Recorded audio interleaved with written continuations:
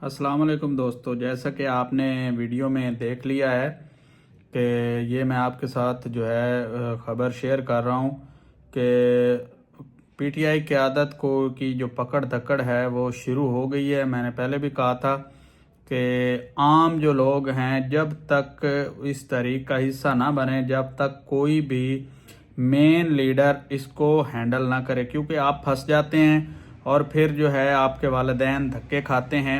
तो खुदारा इस तारीख का जो हिस्सा बनने से पहले बने, ज़रूर एहतजाज आपका हक है, लेकिन इस चीज़ को मद्देनज़र ज़रूर रखें कि कोई बड़ा शख्स या कोई बड़ी जो है क़यादत आपका जो है आपके साथ है या नहीं है। ठीक है, तो कारकुनों की जो गिरफ्तारियां हैं वो भी हो रही हैं और जो छोटे मोटे रहनुमा हैं उनकी भी हो रही हैं।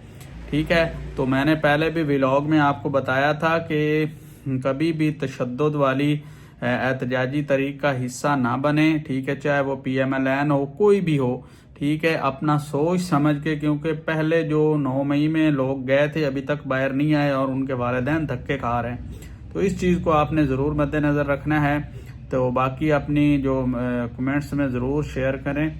तो फ़िलहाल जो है ये न्यूज़ थी, मैंने आपके साथ शेयर कर दी। इस तरह की मज़ीद इंफॉर्मेटिव न्यूज़ के लिए आप मेरे चैनल को लाइक शेयर सब्सक्राइब कर सकते हैं।